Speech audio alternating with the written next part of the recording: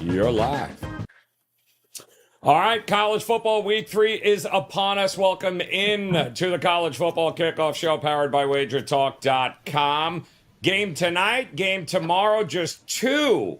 And it's kind of weird, the scheduling here. Just two top 25 teams in action this week. We'll talk about both of them here today as we welcome in the Pen. Ralph Michaels in the house, as is Drew Martin, ready to roll, and Mr. Rob Veno on East Coast time. Always a pleasure to see you gentlemen here. We're going to dive in because it is a little weird, the schedule. Ralph, let me start with you here quick because I noticed I counted 9 rivalry games in September. But that's kind of where this is the new college football, right? I'm not used to seeing Washington, the Apple Cup. I'm not used to seeing the backyard brawl. And here we are in September, and we got all of these big rivalry games staring us in the face here in week 3 of the college football season. That's just the new reality because they're all non-conference games now. Yeah, I'm a fan. I'm glad the Apple Cup. Bowen just sponsored the Apple Cup for 5 more years. It's exciting to see the Civil War, Oregon and Oregon State. So, all you got to do is take the Pac-12 and set it down to 2 teams and make those all non-conference games played in September. It does add to the strength of the schedule. And again, those in-state rivalries, I am excited that they are continuing. Yeah, I'm glad they are too. It's just a little weird because we all know, Rob Veno, teams that what they are in September is usually not what we get them in those rivalry games come November. So it's going to be interesting to see how this rate plays out. But we got an interesting one here tonight because Arizona State taking on Texas State. And boy, doesn't it feel like Texas State is everyone's new darling, right? And I guess it makes a lot of sense, right? Jordan McLeod, former JMU quarterback. I think this is his 4th or 5th school in 5 years. Runs the kind of offense he loves being a part of. I mean, Arizona State's only won both their games on national television. I don't know what the hell else more they can do, but nobody seems to be betting them. Everyone seems to be betting Texas State tonight. Break this game down for us. Yeah, Joe, it is interesting, right? Texas State gets themselves a national spotlight game. Money's gone their way. As somebody who's generally involved in Texas State's games from a totals perspective, I get to see a lot of them. I'll say this. Last week they played UTSA. They blew them out. But I don't think I'm going to be fooled all that much by their dominant play across the defensive front last week. UTSA's in a downward spiral. Early, it's kind of reminiscent to how UTSA started last year without Frankie Harris at quarterback. They did not fare well early. The Sun Devils, they pick up 457 total yards per game. Kenny Dillingham, obviously one of those young, genius offensive play callers. The play calling has so far heavily favored the run, mainly because they're in a blowout against Wyoming and they were way ahead last week. But how about 71.6% run, 28.4% pass? That's 106 rush attempts, only 42 passing attempts for Arizona State. So they'll try and run it against Texas State tonight. I mean, ASU's ability to play Wyoming and Mississippi State generally indicates that they should have success here against Texas State.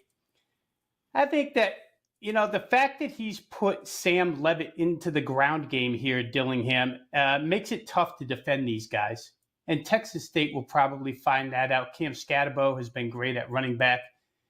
So ASU, to me, Joe, they're going to do their damage offensively. But Texas State, meanwhile, has become an offensive machine. You mentioned Jordan McLeod on top of JMU. He played at USF. Another dual threat guy. This is going to be the most explosive offense that Arizona State has seen right now. I'll say this, for people who love to draft, when you watch Texas State, they got a backfield of Isaiah Motti and Lincoln Perry. Those guys are tremendous. And they're going to get known by the nation here tonight in this game. Arizona State, their defensive statistics look really good after 2 weeks. But again, when you face Evan Svoboda, the quarterback for Wyoming, that guy was a disaster. And then you play Mississippi State in just their second game, learning Jeff Levy's system. It's different than playing this team that's cohesive. It's revealed kind of in this fact, guys. The Bobcats have 27 plays so far this year of 10 or more yards this season.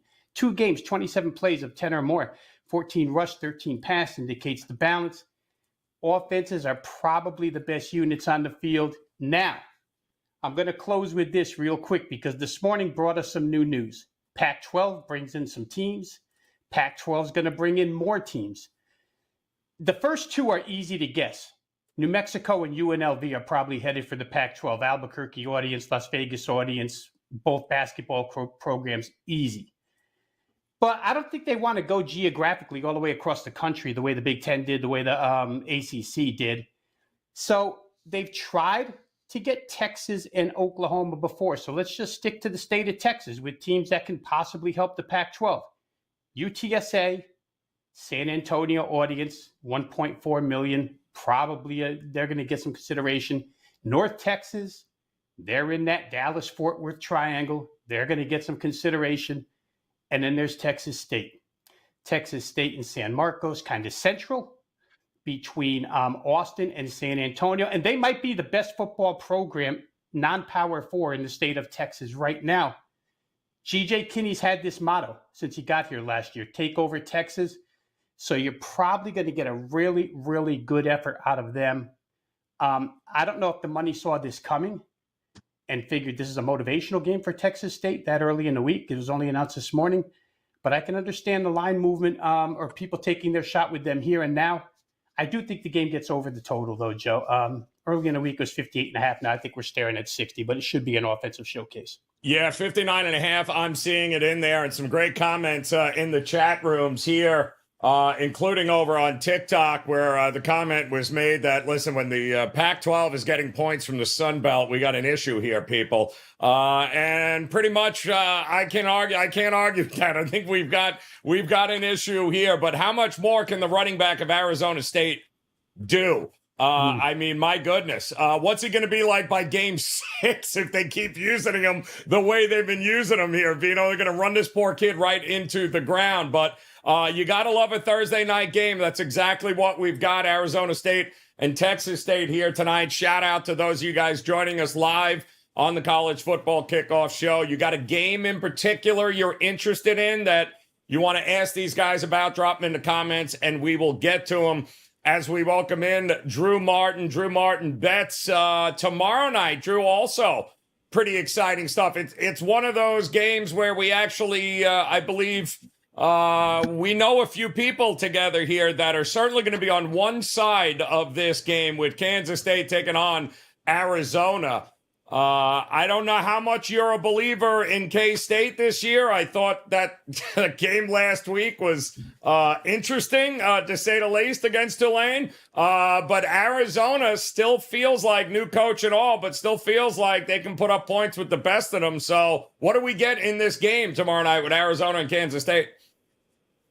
Sure, Joe. Yeah, fun one. Friday Night Lights here, prime time, nationally televised game in the Big 12 Conference. However, a unique matchup. We've seen it a couple times in our lifetime in terms of two teams in the same conference not playing a conference game. They already had this scheduled, so this will not count towards the Big 12 Conference standings anyway. However, it's going to go a long way for both of these two teams, in my opinion here, Joe. What we're getting 59.5, 60 as the total, in Kansas State -7. Do note, WagerTalk Live Odds Screen, a key global book, just went to 7 and a hook.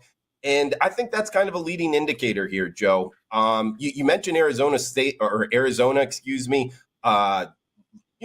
offensively, they got the firepower with Fafifa, star wide receiver McMillan, who, oh, by the way, were a combo in high school as well. But I look at this more from a spot, Joe. You mentioned Kansas State not looking good last week. A lot of people watching that game against Tulane needing a scoop and score in the fourth quarter to kind of beat the Green Wave.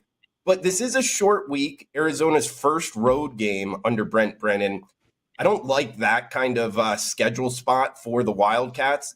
Plus, I think Kansas State has a better defensive front, kind of sacks-wise. I think they get after it. So top 20 matchup, Kansas State 6-1 straight up and against the spread last year at home.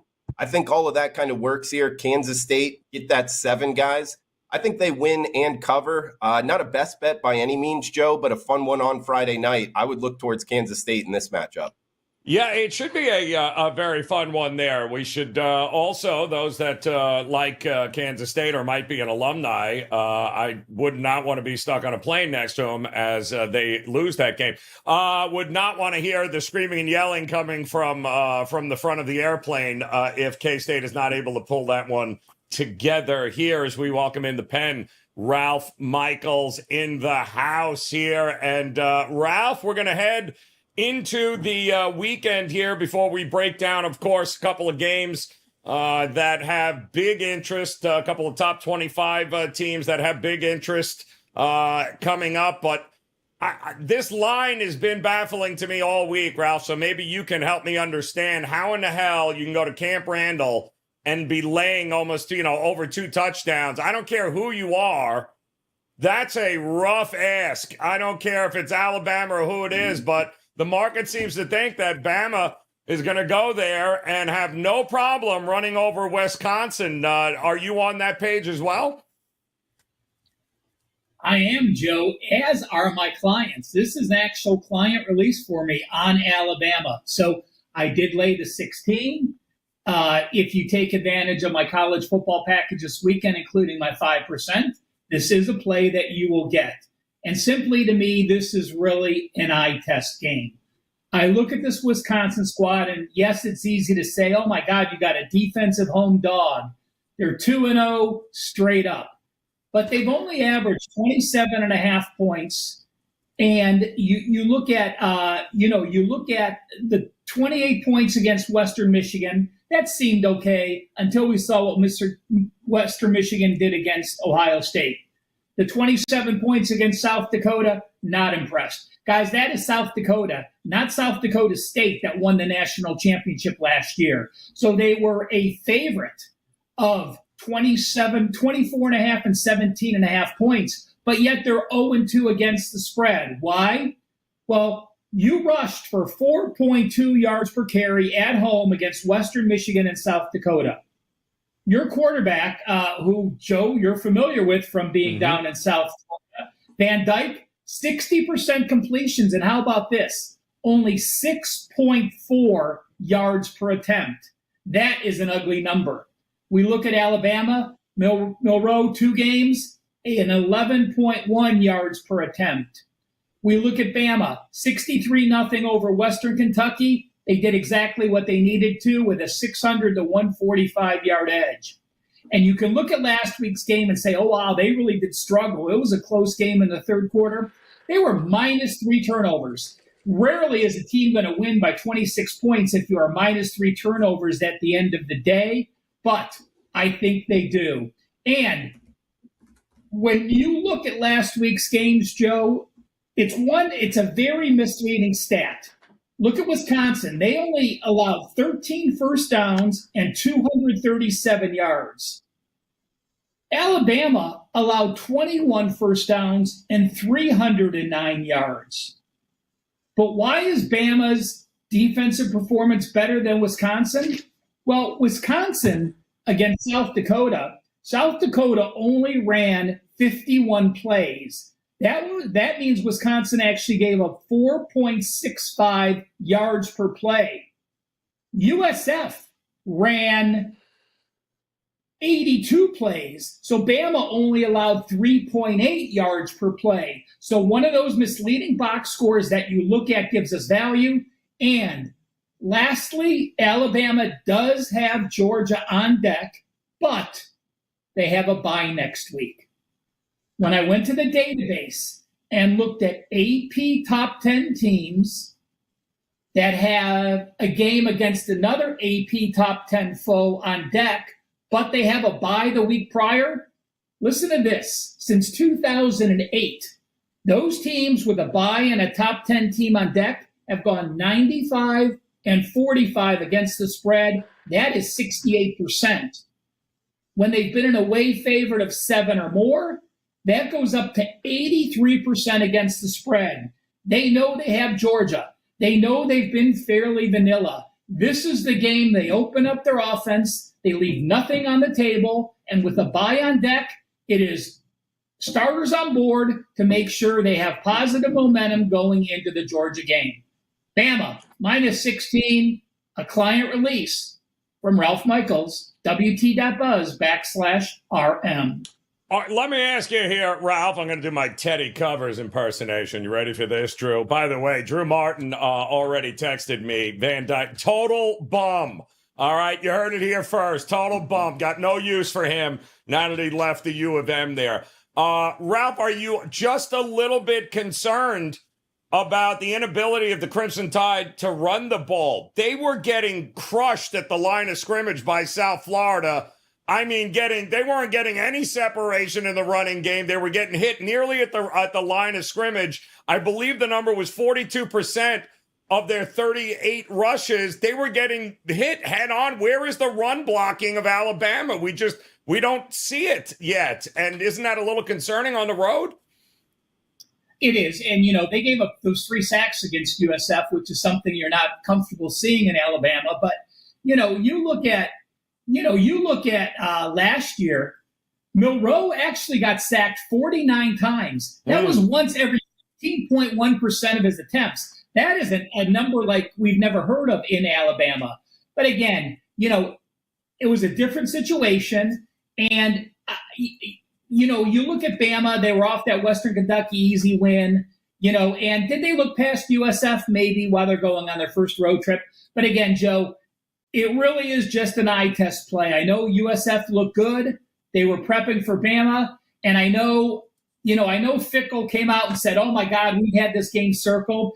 But if you're a head coach at Wisconsin and you have a Big Ten road opener on deck, I'm going to say Wisconsin has as much to prove by just getting through this game and getting to the USC game to make sure it wins. So, yes, a concern, but, I am not really that impressed with Wisconsin D that allowed South Dakota to rush for 4.4 yards per carry and 153 yards last week.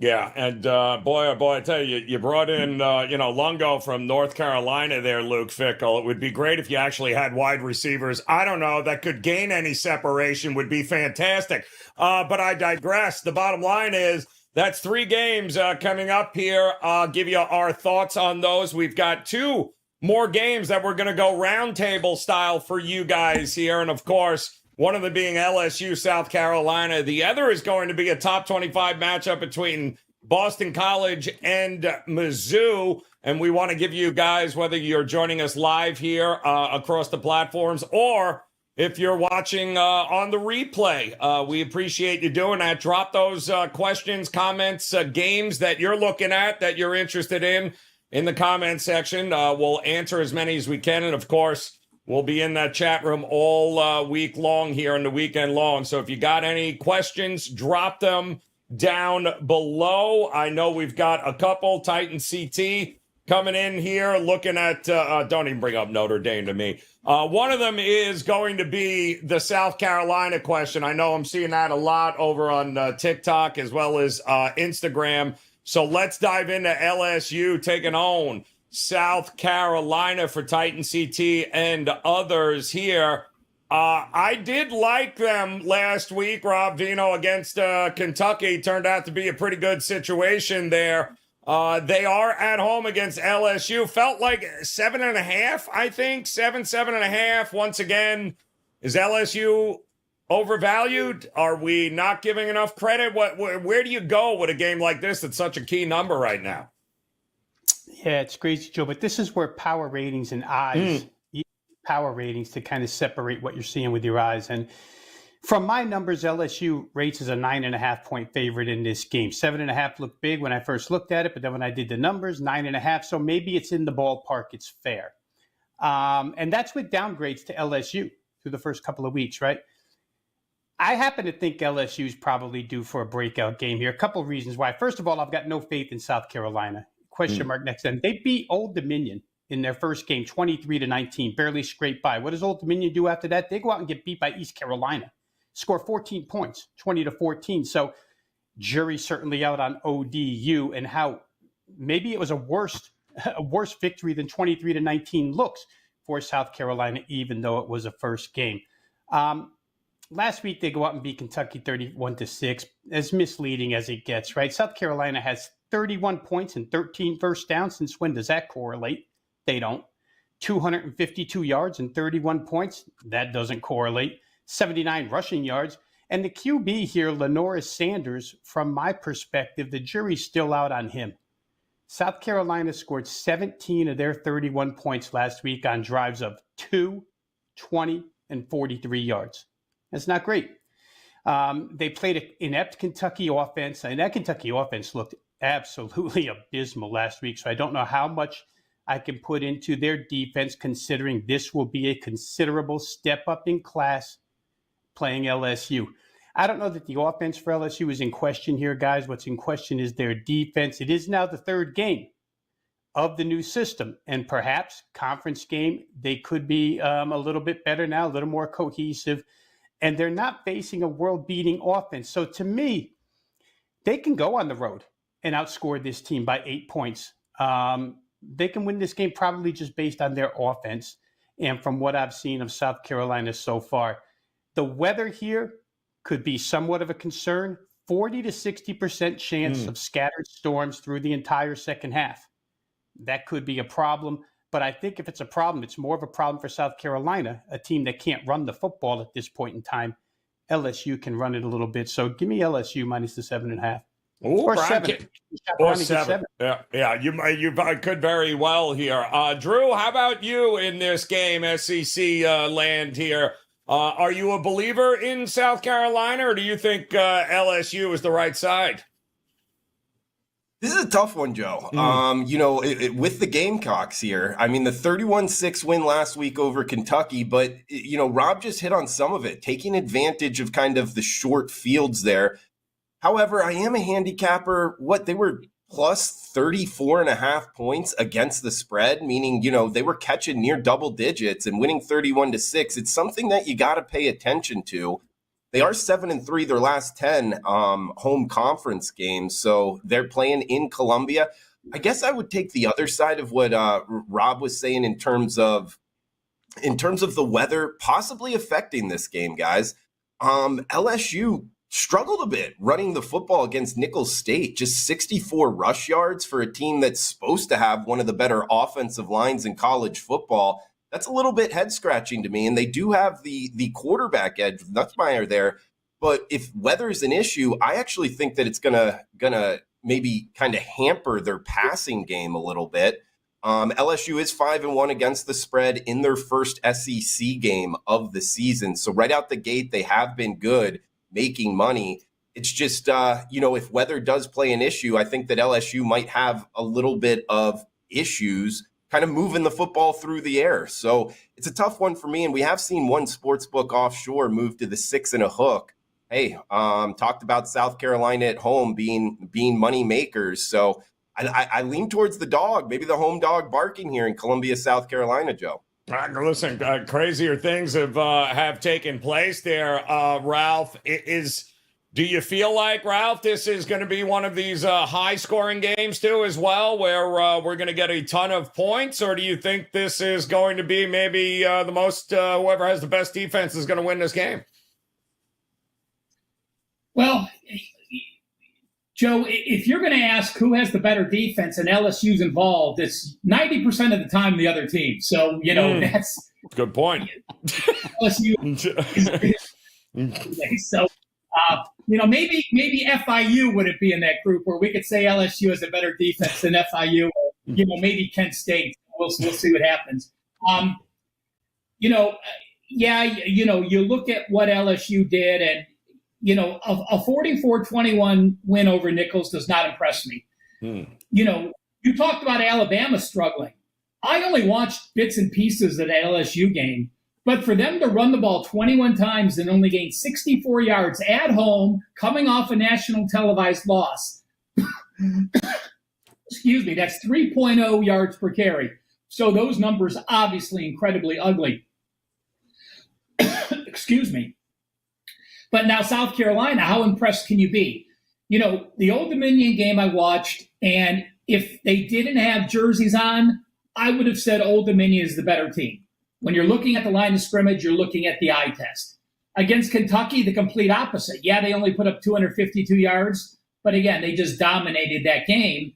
defensively, they only finished with a 69-yard edge. So again, value-wise, I don't think there's value with either team. South Carolina, again, much more exposure off that win against Kentucky. LSU not looking past them. But where I'm going to find value in is this. Against, when you're playing LSU playing their first conference game and having to go on the road, there's a little bit of difference when you're calling plays. You don't throw the ball downfield as much. You try to establish the run against an SEC foe and take their crowd out of it. So to me, I am actually going to go under in the first half. Now, LSU can, expose themselves and throw the ball deep. But when I went to the database, there's a lot of times when teams are playing their first or second conference game that I think there's values on the under, because during the non-conference games, they're playing weak foes. They're not playing teams that they're familiar with and defenses that are ready for them. So I went back all the way to 2010. And when an SEC team is playing a conference game in the first 4 weeks of the season, you can blindly bet every of those conference games, and it's 57% to the under, 116 overs and 154 unders. I mean, that's almost 300 plays of sample size. So it does give you it does quantify it to a fair degree to let you know that those first conference games for the team on the road is, again, a team that I expect them to struggle early. So I don't like the full game under. I do like first half under. We know South Carolina is going to try to run the ball. They've ran the ball so far 90 times to only 39 passes this year. We know Nussmeier is going to try to pass, but I got to think if you're the OC and you threw 38 times and only 21 rushes against Nickel State, you're going to want to at least try to establish the run. Under first half, South Carolina, LSU. All right, looking for a little defensive battle early, looking at the under in that one there. And I do think ultimately as the season goes on, I think that LSU loss to USC, I think that will age well, because I don't think anybody gave USC enough credit for what they're going to be. So things are far from over for LSU, but this is a kind of game that they got to go in there and be able to handle business if we're going to take them seriously. Taking seriously is another game that we're going to break down for you, because I didn't see Boston College being top 25. I don't know about you three guys, but that is not something I had on my bingo card. And yes, we're only in week 3. Taking on Mizzou, who I believe we all thought was certainly top 5, top 10 this year. Let me start with you, Drew. The Mizzou Tigers taking on Boston College. You got to give BC credit. I didn't think they were going to be as tough as they are, but I don't know that this is a walk in the park for Mizzou. Do you? No, not at all, Joe. Actually, I mean, out of the 3 games I kind of pinned with on the show, this is my best bet for the show here, Joe. And I'll break it down here. It's plus 16 on BC. There is a key global book. If you go to the WagerTalk live odds screen, putting the hook on that 16. I would go grab that, guys. I like the Eagles here, Joe. I really do. Couple reasons why. You look at their offensive line. There's 3 offensive linemen for BC projected to be drafted in the NFL draft, and you could see it in what they're doing offensively. First off, I mean, they're number 130 in college football in plays per minute. They're playing a very slow offense, which in today's college football, I don't think is a bad thing. If you can kind of be unique and different in what teams have to prepare for, which, in today's college football, a lot of offenses looking to go up tempo. So if you're slowing it down, you're running the football, you're getting a good push up front, that can be tough on your opposition because it shortens the game. You're not going to get a whole lot of possessions for that Missouri offense. Bill O'Brien, yeah, it's his first road game, or it's his second road game. In his first road game, he went into Tallahassee and knocked off FSU as a 16-point dog. Oh, well, he's a 16-point dog again. He's up against Missouri here. We just talked about LSU. The SEC has struggled a bit out the gate in some of these marquee matchups. I think this is another one, Joe. I like BC here. Drinkowitz, the head coach for Missouri, he's just 6-10 as a home favorite. And yes, Missouri hasn't let up a point yet this season, but we got to talk about who they're playing. Murray State and Buffalo, they're taking a big step up in class here, Joe. So I think the dog's barking here. Put the plus 16 and a hook in your pocket. I like BC to shorten the game, run the football, stay within the number. Hey, and take a big swing here. The dog might be barking, get a huge plus price on the money line. Best bet for the show, BC plus 16 and a hook against Missouri. Early start as well, Joe. You know, the fans don't have all that tailgate time to get very hydrated and loud. So I think the early start will help BC as well. Keep the running attack going. So, plus 16 and a hook on BC. Sprinkle a little bit on the big money line. Yeah, I'm with you. It feels like a ton of points, Rob Veno, does it not? And not saying that Mizzou can't certainly cover it at home, but boy, that is a ton of points. We just saw Boston College go on the road in Tallahassee, did we not? And play pretty darn good defense. Defense travels. Do they have enough of it to keep this thing within the number? Let's just get through the weather here quickly on this game as well, because it's projected to rain all game long. This is an 11:45 a.m. start. I think Drew mentioned it's an early start. But it's supposed to rain 30 to 60% chance all game long, so we'll see. So many point and counterpoints to this. Listening to Drew, it's almost every headline. I mean, I've got 2 pages of notes here on this game, and almost every headline he hit on. Listen, you can be really good running the football the way that Bill O'Brien's team is. I mean, they have a 39.09 to 20.51 time of possession edge against FSU, plus 18 minutes, 18 seconds worth of time of possession edge. That's one full quarter plus 3.5 minutes. So it's like saying, hey, FSU, why don't you show up with 12 left in the second and we'll start your game then. And the play calling, I won't count the Duquesne game, but the play calling in that one was 76.5% run, 23.5% pass. It's all well and good when you're close in the game, right? The key to beating Boston College is you got to get ahead of them and then make them get out of character. 14-0 Missouri right off the bat. Bill O'Brien won't panic, but come second half, he's not going to be able to grind out possessions and catch up 2 touchdowns. There's just no way.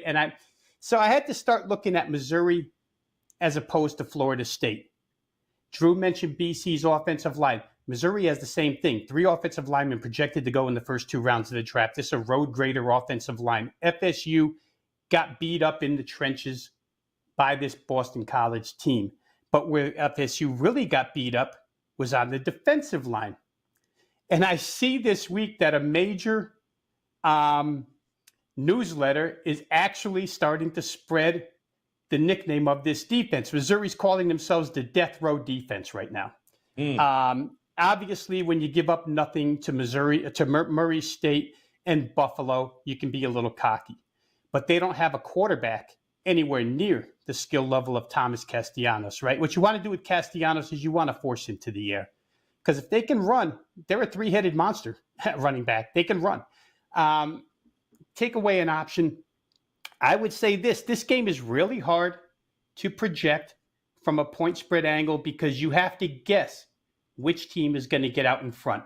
If BC goes up 7-0 and this game is tied or within 7 all the way through 3 quarters, plus 16.5 is probably going to cash. But if Missouri, that wide receiver room is healthy this week. Luther Burden went out last game because he got ill in the first half. Theo Weiss had 13 catches for 169 yards, I think it was, before he got hurt with the shoulder, but he got cleared. This is a totally different offense than what they saw against Florida State with DJU screwing things up, missing receivers all over the field. Brady Cook doesn't miss receivers that way, generally speaking. So you've got a multi-dimensional offense that can strike from anywhere on the field. The potential of them getting up at home quickly in a game where they've actually benched starters at the end of the first half in the first game and didn't play them all the way through against Murray, and their backups played well. So it becomes really, really difficult. Again, you have to figure out which side of the fence you want to be on. Can O'Brien's team get to the scoreboard first? Can O'Brien's team keep it close? Because if they don't, Joe, you could legitimately see 35-13, 31-13, something in that vicinity that covers the number. Missouri's that explosive, and I think Missouri's that much better defensively than Florida State is. Question becomes, do you want to take the chance on the back door at 16.5 I don't know that I do. So for me, it's probably a pass, but I could see cases for both sides. Yeah, I know Drew and a few other guys in the chat room think that congratulations, BC, showing up top 25 this week. They'll be gone by the time we have this show again next week. Ralph, what are you thinking we are going to get in this one? Because Rob brings up a really good point. You don't have a choice but to keep this game close and lower scoring. That would be fantastic. The weather is coming in. We know that throughout this part of the country over the weekend. But BC, their best choice to keep this thing close and within the 16 is it better be under 54 points, no? Yeah, I was just writing Rob's notes down. Basically, he said, if Missouri wins by 17 or more, you want to bet the Tigers. If Boston College covers the, you want to bet the Eagles. So, yes. Rob, great handicapping. Well done. Yes, good stuff. Listen, tell me where he was lying, Ralph. Tell me where he was lying. So I thought he was spot on. And you to be just as vague because my power ratings say to bet Missouri. And it's easy to say this. Boston College is not a top 25 team. They are not one of the best 25 teams in college football. They happen to be Florida State, and we see Florida State did not play very well. And then what did they do? They beat Duquesne 56-0. So, again, I think that actually hurts them, getting put in the top 25 after their upset and now having to travel for the second time in 3 weeks and playing in Missouri. Now, Drew, I will tell you this. You had made a statement, and I was going to the database while you were talking, Drew. You had talked about an early start time for the SEC. These are young kids having to get up. You're in the Central Time Zone, so the game's actually starting before 12 noon Eastern local time. And how about this, guys? When you are looking at teams early in the season and the SEC start time is before 1 o'clock local time, when they're playing a non-conference foe, since 2012, those games have gone over 63.4%. So, Drew, perhaps you are onto something there with the defense is not quite being ready, the fans not being as excited. So that is SEC teams at home, a non-conference game that starts before 1 o'clock local time, 63.4%. With that said, that is going completely against what my opinion is going to be. I didn't use Missouri, even though my power ratings have them as a 19-point favorite, just because what Rob said, if Boston College can run the ball, they have a solid offensive line. I mean, putting up 300 yards, 6.1 yards per carry against Duquesne doesn't impress me. But again, going on the road to Florida State, you're playing a conference foe in a season opener in week 0, and you can rush for 263, 5.1. That is what I like. I'm going to go under first half. We know Boston College is going to try to establish the run early. Fact. If they have to throw the ball, we'll see if he can do it. We know Missouri, again, talented wide receivers, but they're still going to try to run the ball early. Last week, they ran the ball 41 times against Buffalo and 42 attempts. So Missouri ran 83 plays last week. That's some tempo we're not accustomed to, and that's part of the reason I couldn't play this under as a client release. But one note from the database, only 32 times, guys, in the last 24 years has a team shut out back-to-back opponents like Missouri has. FYI, the next game, they're 10-22 against the spread. That is 31%. And if they're at home off back-to-back shutouts, they've only covered 27% of the time. I think BC is fake, but they're a quality fake team. They can run the ball. So again, if they get out to the early lead, I think they can cover. Now I'm sounding just like Rob. But I am going to give out my official opinion on this game. Under first half, both teams want to establish the run. The weather, I think, will be a factor. Give me under the total. All right, so you're another under in the first half. And just to be clear here, Ralph, you're of the mindset that if Missouri covers the 17, they'll win this game, correct? Rather easily? Is that basically how you're going? Just want to make sure I'm on the same page. am going to say that, but with my luck, the way the season has started, they'll be up nothing with 6 minutes to go, and the lightning strike will hit, and they'll empty out the stands and call the games. Just want to make sure we're all on the same page here. That is all that matters here. All right, so we do have the beloved MOK on Instagram, by the way. Shout out to you. Those of you joining us on TikTok, we appreciate you stopping by. And, of course, those of you watching us live on YouTube, make sure you hit that like, subscribe button. But don't forget, even on the replay, drop any questions about games you got coming up this week, and we'll get to all of them before kickoff on Saturday. And I do want to ask a question. There's two questions that keep popping up, but let me start with the most obvious one. A lot of Irish fans in the chat room here. And the problem is the Irish are pretty good defensively. And Rob Veno, let me start with you. They suck offensively. They can't throw the ball. Hate to break the news to you, but maybe, just maybe, that quarterback that you transferred in there, maybe not as good as everyone thought he is. And now there's some concern that he's got a shoulder issue, his non-throwing shoulder. So now if he's not willing to run, Notre Dame's got bigger problems, Rob Veno, here than just losing to Northern Illinois. I mean, I hate to break it to Irish fans, but this is a problem moving forward. Yeah, how about we stop going to the bottom tier of the ACC to find our starting quarterback? Sam Hartman last year, Riley Leonard this year, both are great in the ACC. Thank you. And they show up here at Notre Dame and run into whatever this offense is called. I really don't know what it is, but it's not much of one. I used to really rip Jimbo Fisher for prehistoric offense, but Notre Dame is the same type of team. I mean, just because they beat A&M didn't mean much. It was a battle of attrition. Notre Dame won it. Yep. Purdue has an offense here, so we'll see. I thought the points were probably a little bit high, but as far as their long-term projections, Joe, as far as the defense can carry them, right? As far as the defense can carry them, unless something gets going. At least last year they had Estime to run the football really well.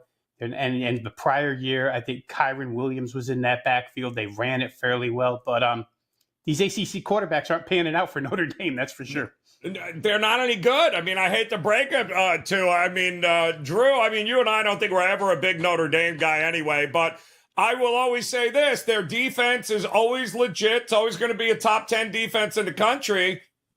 But, man, you know, because you want to be on the outside looking in, you better be able to score on some teams if you're going to win some games. I mean, what happens now? I don't trust them offensively. I'm willing to bet a ton of unders in Notre Dame games here, but did anything you see, even again, I don't even know how they beat A&M on the road. I really don't.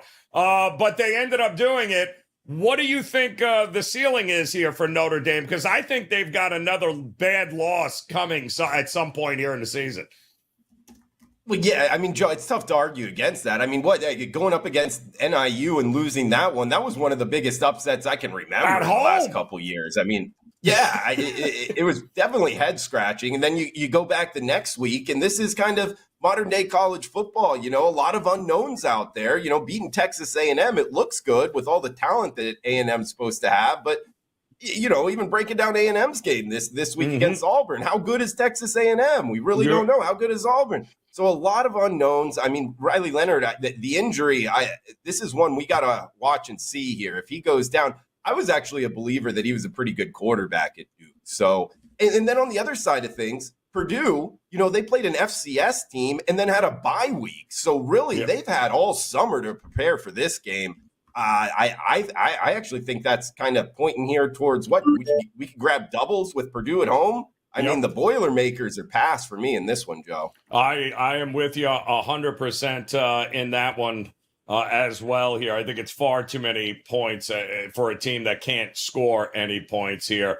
Ralph, we've got another monster, a few people asking about bad losses and bouncing back. And I don't know if your database was up and running, but obviously Notre Dame, bad loss, looking to bounce back here. But can Kentucky bounce back against Georgia? What do you think Kentucky's chances are here this week to even remotely stay? I thought Kentucky had one of the best defenses going into this season here. I thought the amount of guys they returned on that side of the ball, I thought they were going to be great. And then, the offense didn't do them any favors last week, and they end up losing big time. But what happens Kentucky at home against Georgia? Were they looking ahead, Ralph? What do you think? You're playing South Carolina, your home opener. I don't think you're looking ahead. Joe, I'm going to just jump back 1 second to the last game that we talked about, because someone called and said to me, you know what, Ralph, I think Notre Dame's got a huge edge playing a third game against Purdue, only playing a second game and not having played any foes. So I did go to the database since 2007. If you are an away favorite playing your third game against an opponent playing their second game, like Cincinnati, Notre Dame, South Florida, Georgia, and Indiana this week, those teams as an away favorite are only 39% against the spread since 2007. So don't think having a third game to play with 2 games under your belt versus a team playing 1 game under your belt is actually an advantage. In this case, the rust has been better than, having the extra time to prepare for that team. As far as Kentucky concerned, Joe, this is just a game that I crossed off right away. And I'll just simply explain why. I was not impressed with their 31-0 win against Southern Miss with a 317-131 edge. Now, you can clearly say it doesn't matter. They shut out the opponent. They had an SEC opener on deck. They looked past that foe. But then when you played South Carolina and you were 6 of 17 for 44 yards passing at home, and now you're facing Georgia, there is no way I can back Kentucky. But when I go back and look at all the work I did with the summer with the power ratings, Kentucky would actually be a release for me. So that's the case where until my eyes can see Kentucky, how they bounce back from that negative roll, it's a game that I just cross off the beginning of the week, write down my notes, and reevaluate after the week's over and go back and look if you would have been right or would have been wrong with those notes you read. Are you of that same mindset, Rob Veno here? Kentucky, I didn't see him losing to South Carolina, but can't be looking ahead on your home opener there, lose that. Now you got Georgia coming in. Is there any way they can bounce back here, do you think, and at least make it interesting? Well, I think the last couple of years, Joe, the prospects for Kentucky when facing Georgia were even higher than the expectations are here, right? They were undefeated one season, went to play Georgia. Georgia beat them senseless. And then last year, I think they beat them senseless again. It's just a matchup where what Kentucky does really, really well is play defense. Georgia does even better.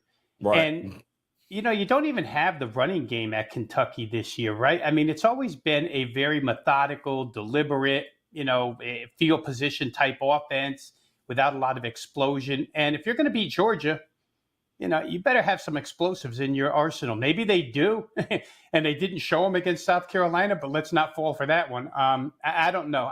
The matchup just screams of Georgia winning again because with bigger stakes on the line, they've done it a couple years in a row. But Vandergriff is terrible, says Hunter Gray in the chat, and you're absolutely correct. He is absolutely awful on so many levels there. But there you got it here, guys. A little extra college football talk for you, and I would encourage you, again, you got any games, if you're watching this on the replay, that you want a breakdown of. Number one, we'll be back again tomorrow. Steve Merrill, Brian Leonard, Teddy Covers. 1:15 Eastern Time, 10:15 Pacific. We'll be back breaking down 5 games for you, and of course, fielding all the questions that you may have about any additional games across the board. We do want to remind you also, now would be the opportunity to hop on board and get a 30-day all-access NFL/college football combo for $199. All you got to do is head over to WagerTalk.com, visit Rob Veno, visit Drew Martin, visit the Pen Ralph Michaels, and partner up with them, guys. Not only college football, but NFL. Get it for the next 30 days for just $199. Every play in both of those sports. That is how you build a bankroll heading into October. and November when it comes to college and the NFL. So take advantage of that while you can. And don't forget, hit that like button there. Instagram, always a pleasure. TikTok, appreciate you guys. Also on X, as well as you lunatics in the YouTube chat rooms, both the shorts and the usual. We appreciate the time as always. Hit us a thumbs up on the way out of here. And don't forget, come back and join us again tomorrow. Plenty more college football still to go through this week. And we've got you covered here at WagerTalk in the College Football Kickoff Show. We'll talk to you again tomorrow, guys. Good luck. We'll see you soon.